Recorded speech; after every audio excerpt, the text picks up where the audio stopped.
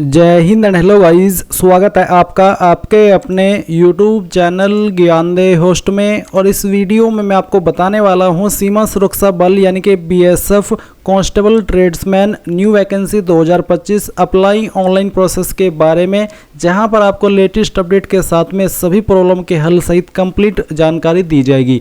Guys वैसे तो मैंने इसके फॉर्म फिलअप की वीडियो ऑलरेडी बना दी है, बट मैं यहां पर आपको लगातार इसके बारे में अपडेट दे रहा हूं। चाहे आपके सामने कोई भी इशू आ रहा है उसी को मैं एड्रेस कर रहा हूं, उसी के बारे में आपको इन्फॉर्मेशन दे रहा हूं कि कैसे आप उसको सोल्व कर सकते हैं। इसके अलावा अगर आप मेरे चैनल को सब्सक्राइब करके रखे हैं तो आपको यहाँ पर टाइम टू टाइम पता चल जाता है कि हाँ, मैंने इस वैकेंसी के बारे में आपको जानकारी दी है और मुझे इस वैकेंसी पर अप्लाई करना है। कई बार क्या होता है कि आपने कोई वीडियो देखी और आपने सोचा कि चलिए इसके बारे में मैं बाद में अप्लाई कर लूँगा, अभी तो काफ़ी टाइम है, और फिर उसके बाद में आप भूल जाते हैं। पर जब आप इस तरह से एक बार चैनल सब्सक्राइब कर लेते हैं तो आपको वो वीडियो दोबारा से देखने को मिलती है, तो आपको याद आता है कि हाँ यार, मैंने ये फॉर्म फिल करने के बारे में सोचा था और अभी तक फिल नहीं किया। तो ऐसे में आपको अगेन एंड अगेन रिमाइंडर मिलते रहते हैं सभी प्रॉब्लम के हल सहित। तो इसलिए आपको, अगर आपने अभी तक वीडियो को लाइक शेयर नहीं किया है, कर देना और चैनल को भी सब्सक्राइब कर लेना है। इसके बाद जो लिंक वीडियो को डिस्क्रिप्शन में दिया है आप ओपन करिए। अब आपको यहाँ पर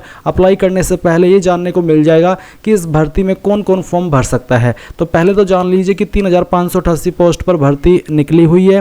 फॉर्म आप लोग 23 अगस्त 2025 तक भर पाएंगे एंड 10वीं पास कैंडिडेट अप्लाई कर सकते हैं। एज लिमिट 18 से 25 साल है जनरल कैटेगरी कैंडिडेट के लिए, क्योंकि गवर्नमेंट रूल्स के अकॉर्डिंग SC/ST कैंडिडेट को 5 साल की छूट और OBC को 3 साल की छूट मिलेगी। सैलरी आपको 21,700 रुपये से लेकर के 69,100 रुपये दी जाएगी।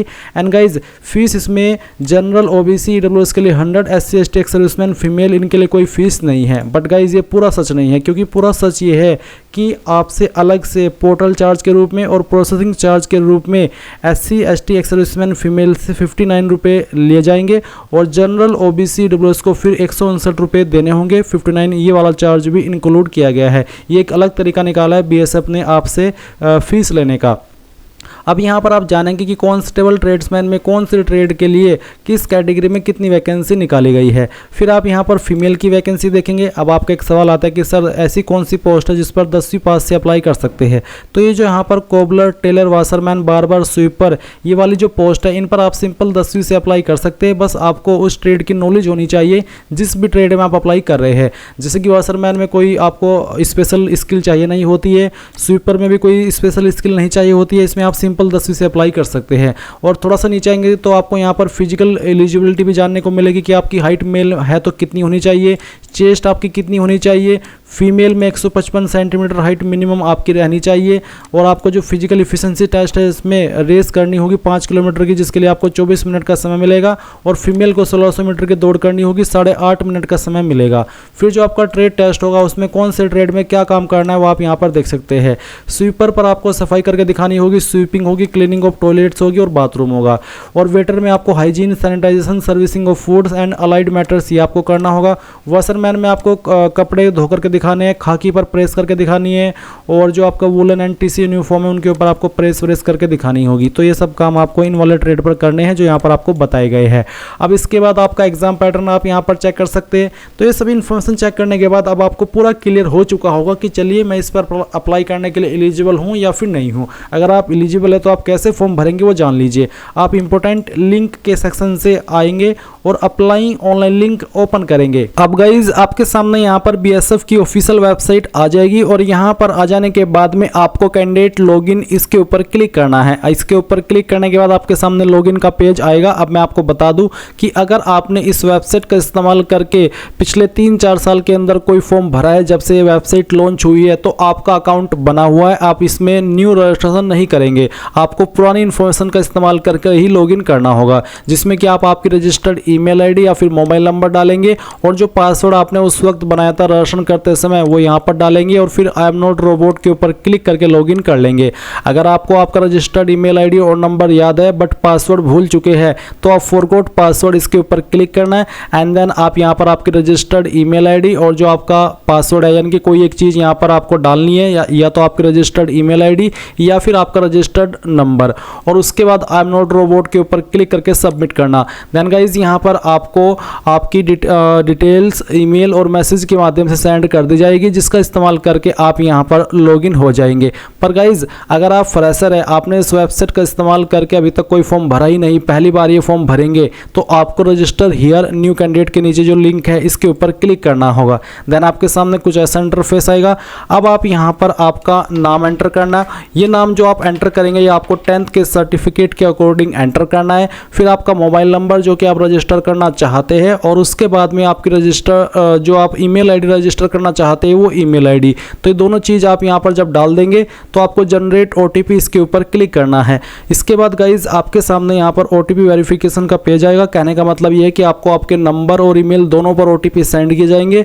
जैसे ही आप वो ओटीपी वेरीफाई कर देंगे तो आपके सामने एड्रेस डिटेल का सेक्शन आ जाएगा। गाइज मैं आपको बता दूं कि मेरी प्रोफाइल यहाँ पर पहले से बनी हुई है, इसलिए मैं आपको अपनी प्रोफाइल को एडिट करके यहाँ पर दिखाने वाला हूँ। आपके सामने जो ऑप्शन है वो नए सिरे से आएंगे। जैसे कि मैंने अभी आपको बताया कि पहले पर्सनल डिटेल आएगी और उसके बाद में ये एड्रेस डिटेल आएगी। तो आप यहाँ पर आपका जो परमानेंट एड्रेस है वो फिल करेंगे। तो जो भी परमानेंट एड्रेस है वो आप परमानेंट एड्रेस के सेक्शन में फिल करना, और फिर जो आपका पिन कोड है वो यहाँ पर आपको फिल करना है। उसके बाद आप आपकी स्टेट सिलेक्ट कर लेंगे। फिर जो आपकी डिस्ट्रिक्ट है वो आपको यहाँ पर सिलेक्ट कर लेनी है। एंड देन जो आपका विलेज, सिटी है, गांव, शहर है वो आपको यहाँ पर लिखना होगा।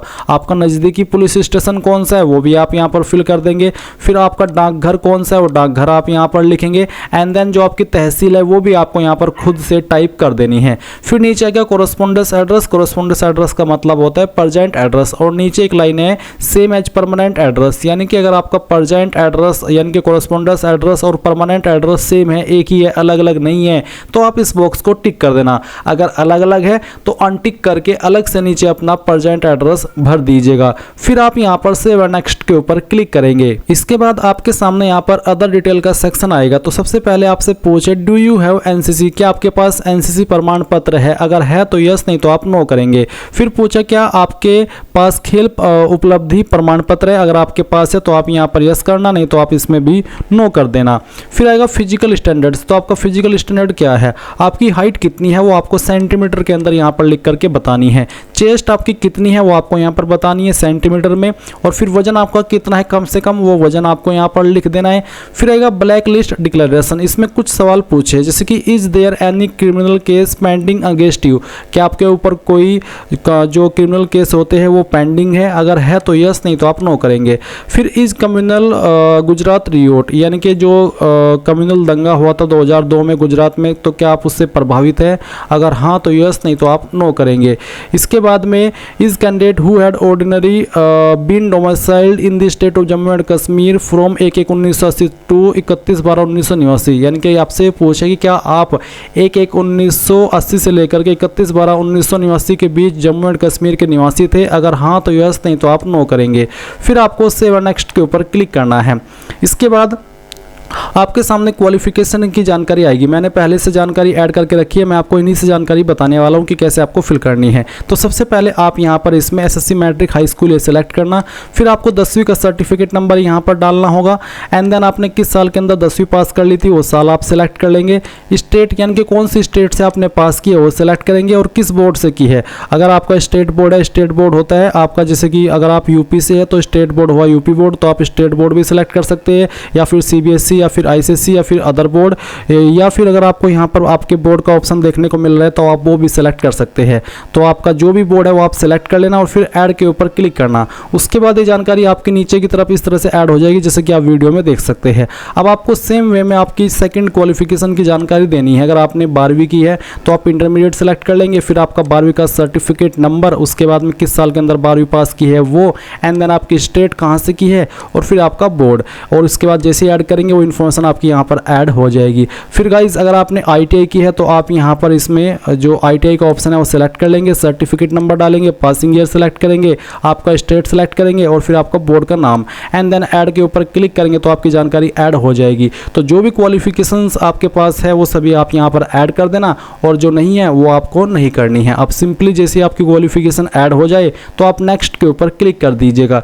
अब आएगा वर्क एक्सपीरियंस का सेक्शन। तो आपसे पूछे कि क्या आप एम्प्लॉयड है, सेवा ज़रूरत है? अगर है तो आपको यस करना है। यस करने के बाद में आपको बताना है कि पास्ट में थे या फिर प्रेजेंट में। अगर पास्ट में तो पास्ट, और अगर प्रेजेंट में तो प्रेजेंट। उसके बाद में एक्सपीरियंस टाइप, किस तरह का एक्सपीरियंस था वो आपको यहाँ पर सेलेक्ट करना होगा, जैसे कि यहाँ पर आपको दिया है। अगर मान लीजिए आप इसमें यस कर रहे हैं और आपको बताना है कि मैं पास्ट में था, तो फिर आपको बताना होगा इनमें से कौन से ट्रेड के अंदर था। जो ट्रेड यहाँ पर कुछ मेंशन किए गए हैं तो इन ट्रेड को आपको बता देना है। उसके बाद में आपको एम्प्लॉयमेंट टाइप बताना होगा कि कौन से डिपार्टमेंट के अंदर थे, जैसे कि central government, Uttarakhand state government, Uttarakhand, ये सब ग्रुप सी, ग्रुप डी या फिर अदर, तो जो भी है वो आपको यहाँ पर सिलेक्ट कर लेना होगा। फिर नेचर ऑफ एम्प्लॉयमेंट क्या था, टेम्पररी, परमानेंट, कॉन्ट्रैक्चुअल, जो भी था वो आप सिलेक्ट करेंगे। किस डेट में आपने वर्क ज्वाइन किया था वो डेट सिलेक्ट करेंगे। कब तक आपने वर्क किया था वो डेट यहाँ पर आपको सिलेक्ट करनी होगी। नेम ऑफ पोस्ट के अंदर आपको उस पोस्ट का नाम देना है जिस पोस्ट पर रह करके आपने काम किया है, और इंस्टीट्यूशंस, डिपार्टमेंट, ऑर्गेनाइजेशन के अंदर उस कंपनी का नाम या फिर उस जगह का नाम जहाँ पर आपने काम किया है वो डिटेल्स डालेंगे, और फिर सेव के ऊपर क्लिक कर देंगे। तो ये इन्फॉर्मेशन आपकी ऐड होकर के यहाँ पर नीचे आ जाएगी। अगर आपके पास एक्सपीरियंस नहीं है तो आप नो करेंगे, और नो, और नो करने के बाद यहाँ पर नीचे आएंगे और नेक्स्ट के ऊपर क्लिक कर देंगे। इसके बाद में गाइज आपके सामने यहाँ पर सर्टिफिकेट्स और डॉक्यूमेंट का सेक्शन आ जाएगा। यहाँ पर आपको जैसे कि आपका फोटो है वो अपलोड करना है, आपका सिग्नेचर, आपका 10वीं का सर्टिफिकेट, आपका 12वीं का सर्टिफिकेट, अगर आपने ग्रेजुएशन की जानकारी भरी है तो उसका सर्टिफिकेट, ITI की इन्फॉर्मेशन भरी है तो उसका certificate, SC ST EWS candidate है तो उसका सर्टिफिकेट, अगर आपने एक्सपीरियंस की इन्फॉर्मेशन भरी है तो उसका भी सर्टिफिकेट अपलोड करना है। अब ये जो सर्टिफिकेट्स या फिर इमेज आप अपलोड करेंगे किस फॉर्मेट में करने वो भी जान लीजिए। जो आपका फोटो है, ये जो आपका फोटो है पासपोर्ट साइज का, इसका जो साइज है वो आपको रखना है 30 से 100 KB, सिग्नेचर का साइज रखना है 20 से 50 KB, क्वालिफिकेशन का सर्टिफिकेट, एक्सपीरियंस सर्टिफिकेट का साइज रखेंगे 30 से 100 KB। फॉर्मेट आपका यहाँ पर इनमें से कोई भी चल जाएगा, चाहे JPG हो, चाहे JPEG या फिर PNG या फिर PDF, यानी कि इनमें से कोई भी फॉर्मेट चल जाएगा।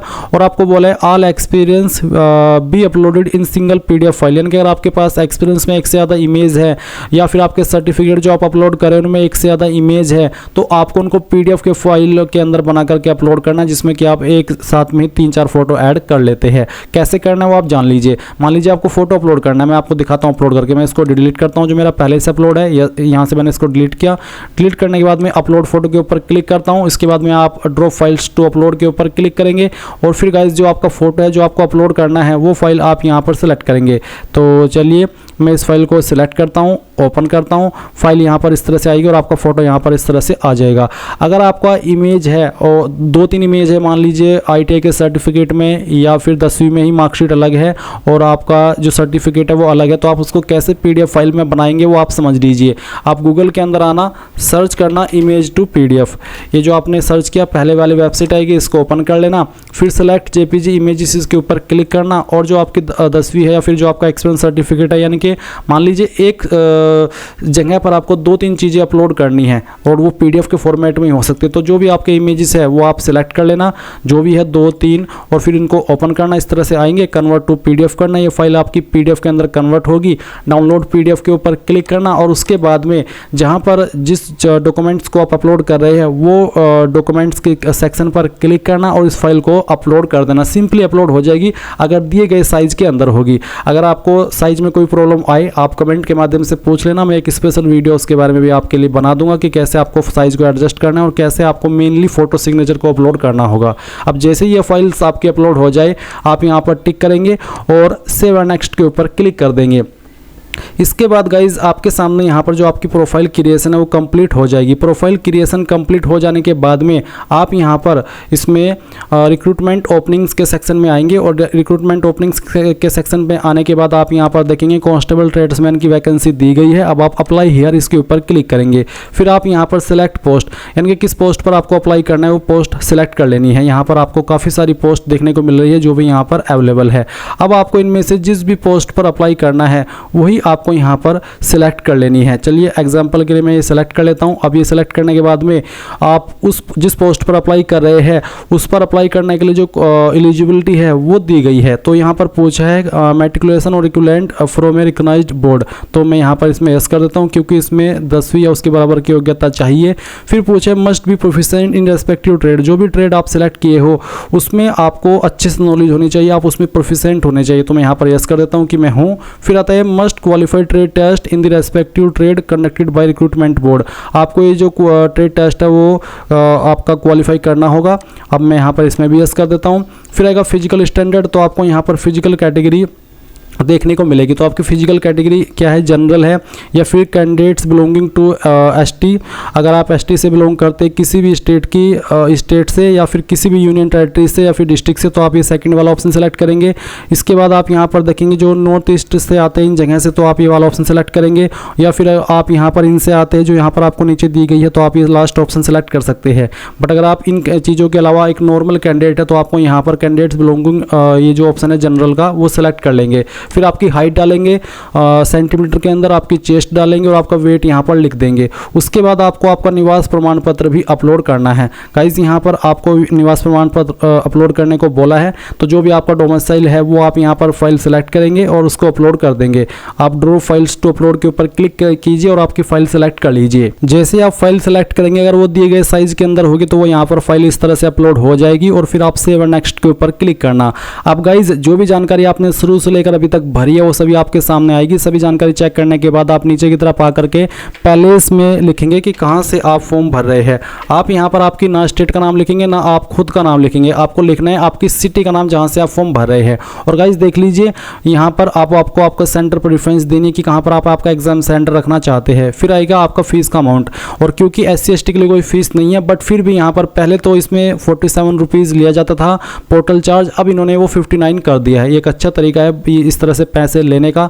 अब चलिए क्या कर सकते हैं, देना पड़ेगा आपको। अब यहाँ पर नीचे आप आएंगे और पे नाउ इसके ऊपर क्लिक करेंगे, यहाँ से अग्री एंड पे इसके ऊपर क्लिक करेंगे और उसके बाद आपको पेमेंट के पेज पर ट्रांसफ़र कर दिया है। अब आपकी फ़ीस कार्ड, नेट बैंकिंग या फिर आपका वॉलेट या फिर आपका UPI, इनमें से जिस माध्यम का इस्तेमाल करके जमा करना चाहे कर सकते हैं। जैसे आप यहाँ पर कोई भी एक माध्यम सेलेक्ट करके फीस जमा कर देंगे वो आपकी अपडेट हो जाएगी, तो आप अपने फॉर्म का फाइनल प्रिंट आउट ले पाएंगे। और गाइज इस प्रकार से आप लोग BSF constable tradesman new vacancy 2025 का फॉर्म फिलअप कर पाएंगे। आई होप ये प्रोसेस आपको पसंद आया होगा। मैंने कंप्लीट इन्फॉर्मेशन यहाँ पर आपको दी है। अगर इसके बावजूद कोई सवाल डाउट रह जाए तो आप कमेंट के माध्यम से पूछ लेना, और अगर आपने अभी तक भी वीडियो को लाइक शेयर न किया हो तो कर देना। Thanks for watching. जय हिंद।